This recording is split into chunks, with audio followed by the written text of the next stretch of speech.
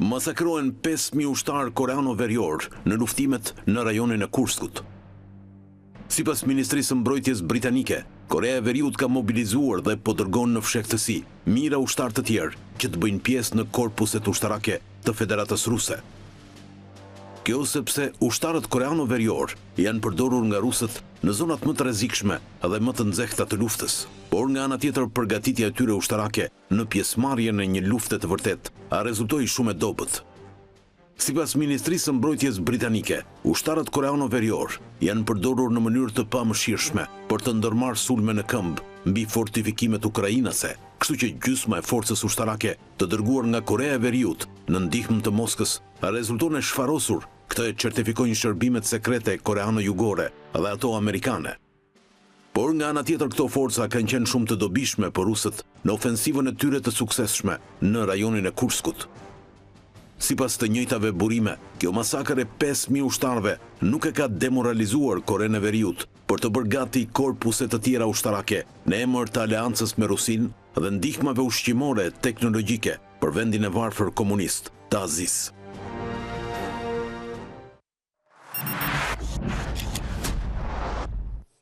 Pra, në lloj kuptimi, lufta në Ukrainë ka një ndërkombëtarizim. Por nuk është puna aty, puna se thuash, duket një reakcion zhinxhir në vazhdim, për shembull involvimi i Koreas së Veriut dhe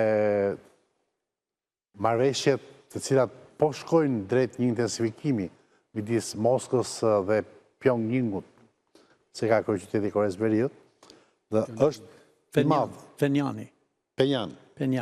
Po di pse shkojnë Pyongyang tani, mos e kanë ndryshuar, se ndryshon dhe emrin. E ndryshon dhe emrin e Pyongyang. Pyongyang. E pra. Okej, edhe Penjan i themi ne, edhe Pyongyang. Dakor. E pra, Osmani, çfarë po ndodh? Është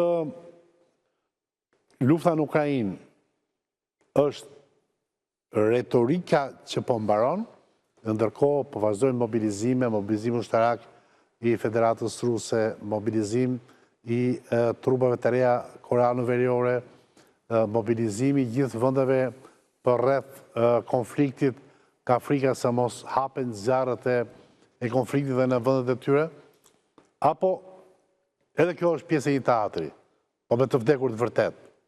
Jo, nuk është pjesë e një teatri, në fakt unë u përpoqja që ta verifikoj pak të historinë e 5.000 trupave koreane, diku më del, diku nuk më del, pra nuk e kap ajo stetoskopi, nuk e kap gjithandej. E kete BBC-a, ta qoj linkun unë. Jo, e pash ke BBC-a, po flas, u tentova ta... Sigurisht që ke tasi nuk mund tjetë. Jo, ruse. Po si shoh se nuk as di rusisht fare, me fjalë. Vetëm qoftë se do t'i shoh për kuriozitet. Jo, është bllokuar. Do të hap një parantezë. Është bllokuar, nuk del. Do hap një parantezë në Telegram. BBC-a vazhdon të jetë agjencia e lajmeve më e madhja në funksionin e jo vetëm e lajmit burimor, po e papërgënjështrusmërisë e lajmit.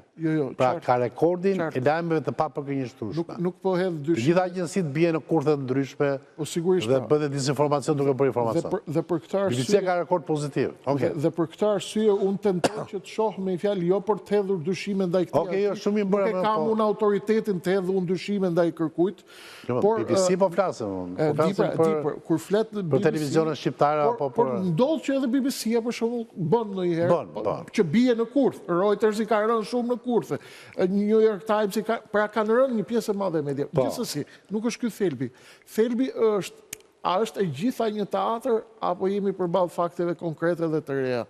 Ajo që po ndodh atje duket qartë që ka një skenar që të dyja palët po bëhen gati për të përcjellë mesazhe, qoftë nëpërmjet luftës dhe avancimit në terren, qoftë nëpërmjet deklaratave publike.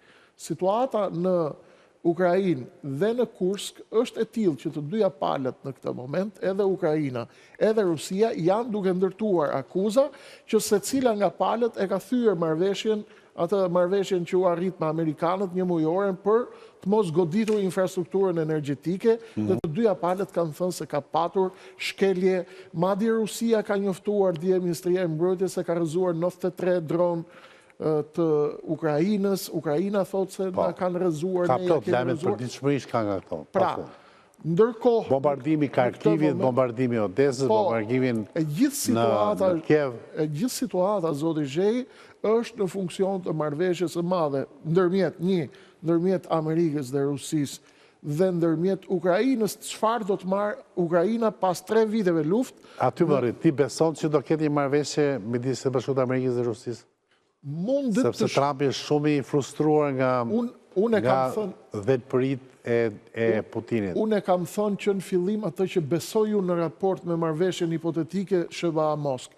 Kam thënë dhe vazhdoj ta mendoj të njëjtën gjë, që Amerika nuk ka për t'i dhënë gjë falas Moskës.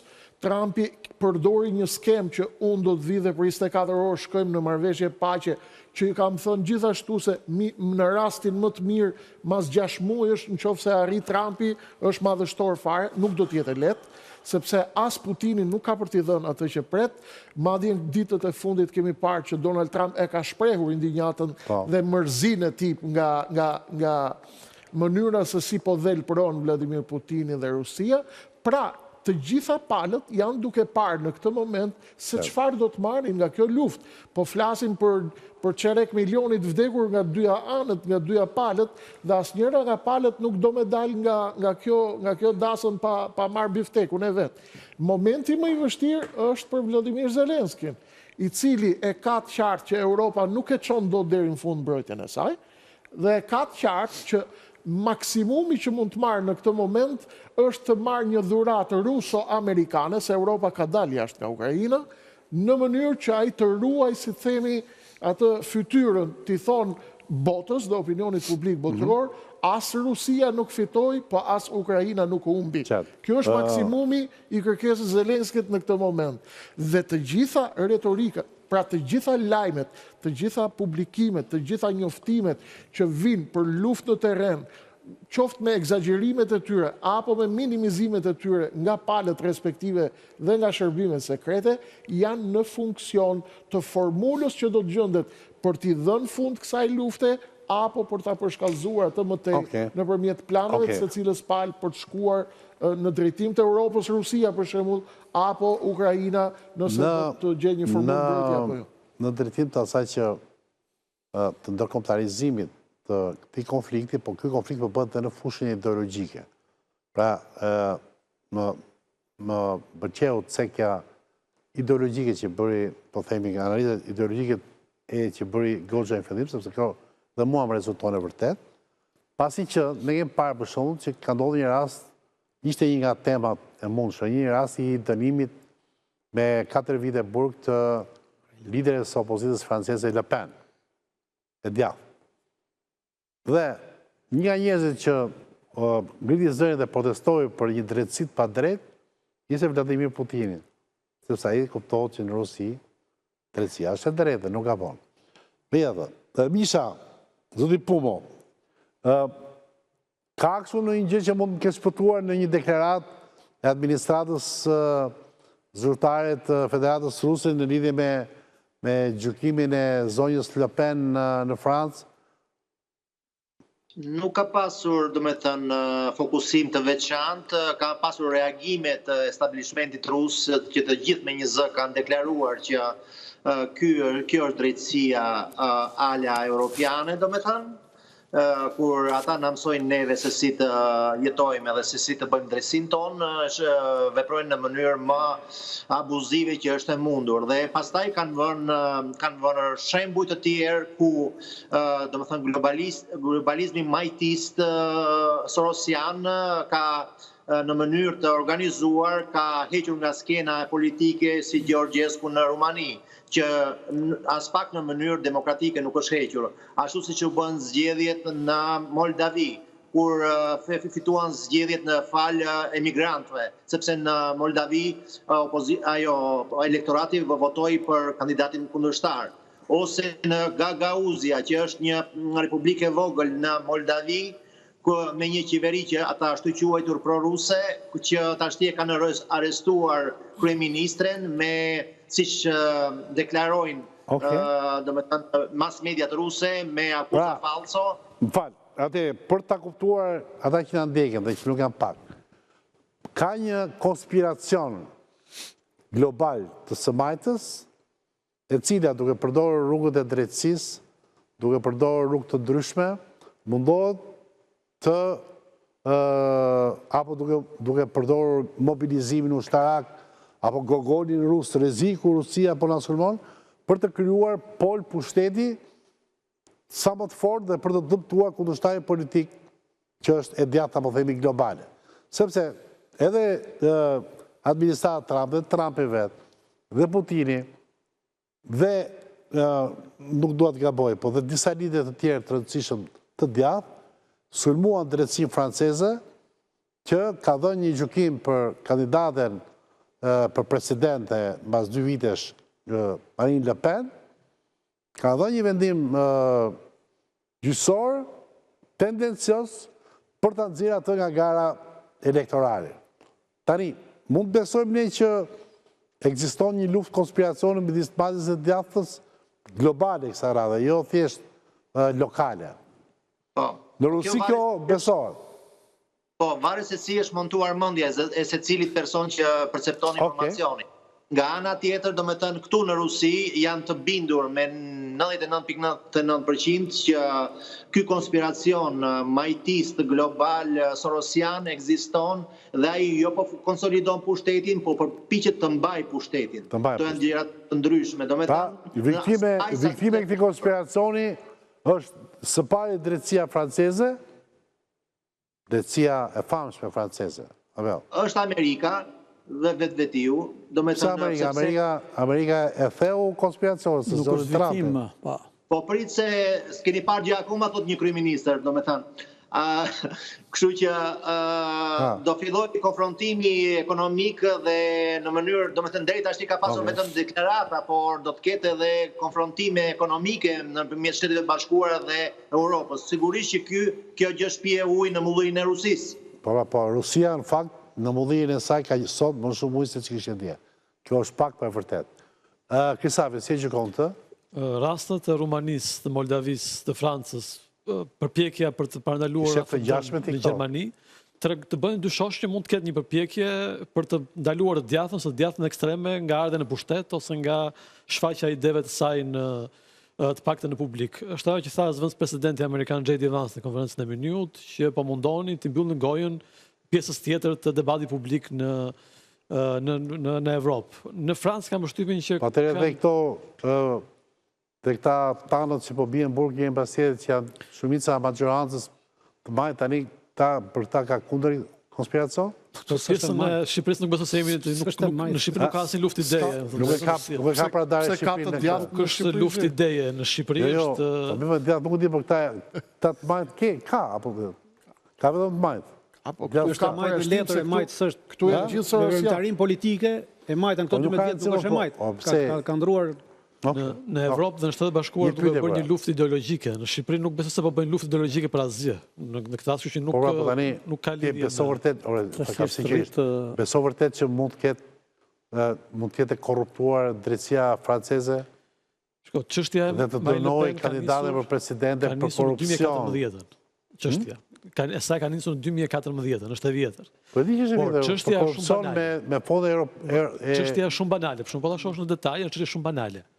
Dhe nuk mund të burgosësh 4 vite ishte i burgim, megjithëse ajo nuk do bëj burg, dhe 5 vjet ndalimi për një çështje aq banale siç ishte ajo e Marine Le Pen. Gjithsej 5 vjet që ajo nuk zgjidhet dot. Por në Francë kam përshtypjen që jo vetëm në Francë, po si në Gjermani dhe vendet të tjera, po kthehet bumerang një situatë të tillë, sepse personi që mund të jetë në listë si kandidat që Jordan Bardella, që është kryetari i partisë zyrtarisht, është ndoshta edhe popullor se sa Marine Le Pen.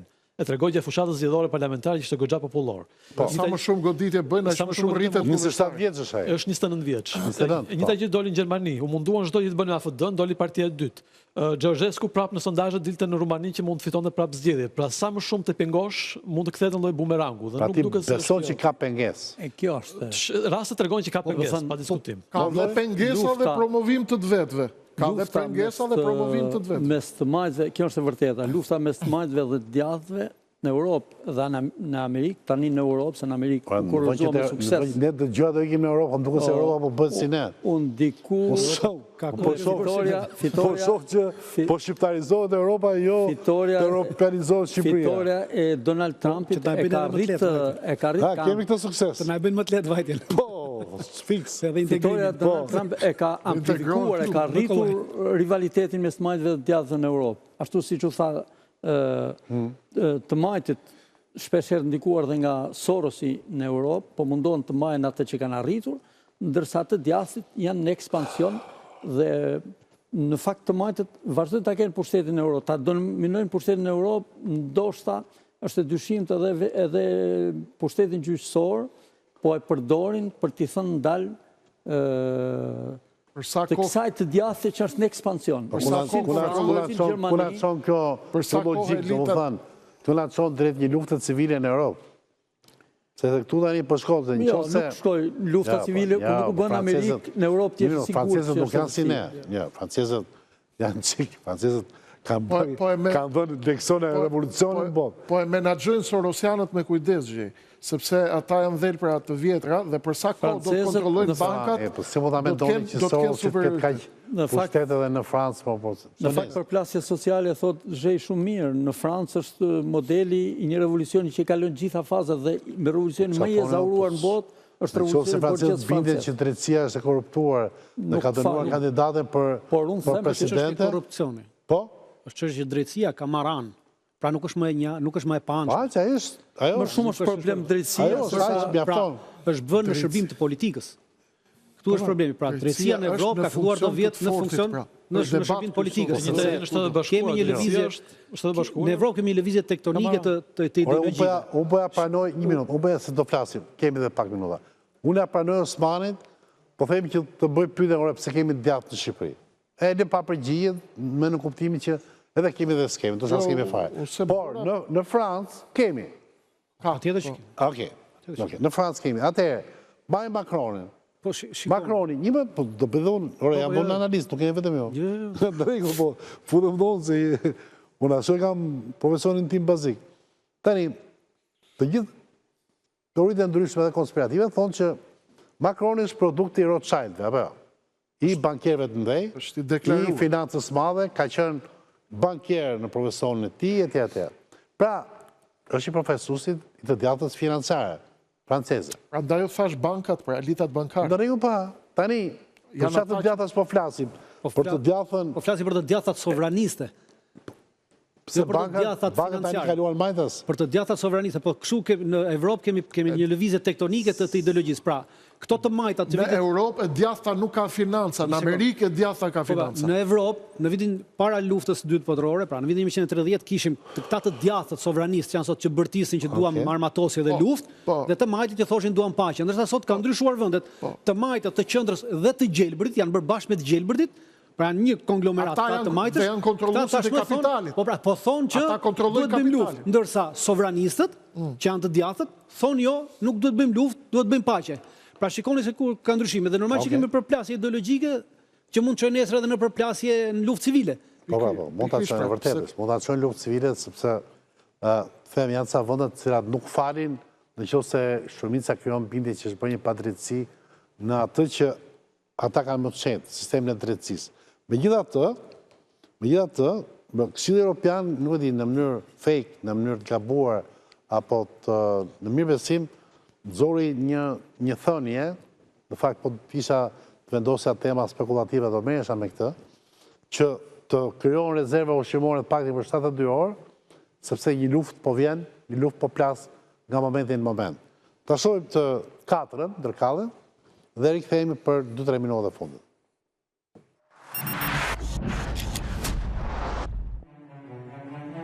KE udhëzon qytetarët të grumbullojnë në rezerva ushqimore për të paktën 72 orë.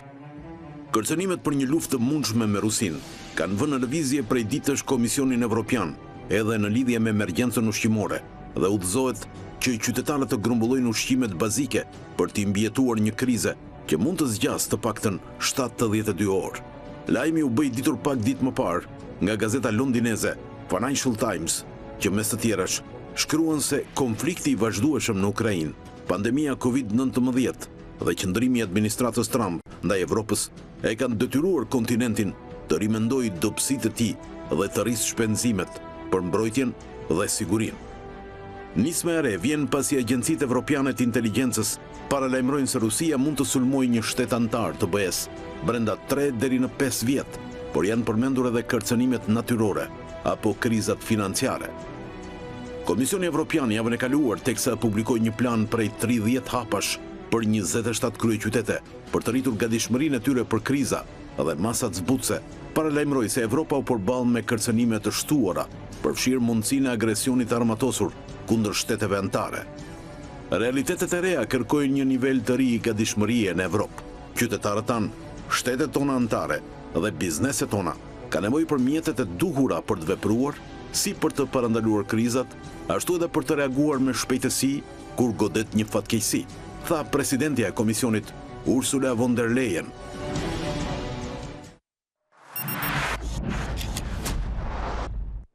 Zotin Doj, juve bët kështu krijuat rezervë ushqimore, jo? Bët e blerje?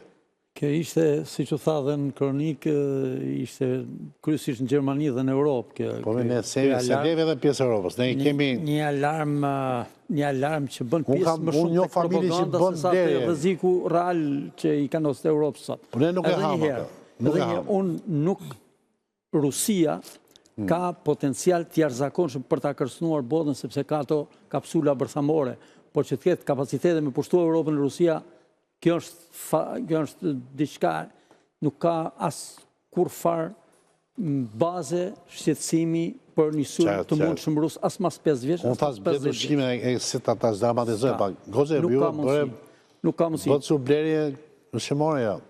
Për 72 orë? Me të bëni, po thamë, po pas 72 orës, që të bëjmë, pas a e hëngrëm të. Që të bëjmë pas 72 orës? Evropa s'ka si kapacitet strategjik që të mbuloj pas taj shpërndarin e ushqimeve. Në Gjermani u bënami, nami u bë. Në Gjermani? Nami u bënë u zbrazën supermerkatet. Juve, nësave, jo? Ende jo. Nuk bët blerje. Uspani? Jo. Petla vetë. Bët petla, okej. Do më thënë, si ka mundësi që ne shqiptarët këtë lloj gjë që gjermanët e marrin seriozisht. Nëse morëm seriozisht. Sepse ne kemi Amerikën nga mbrapa.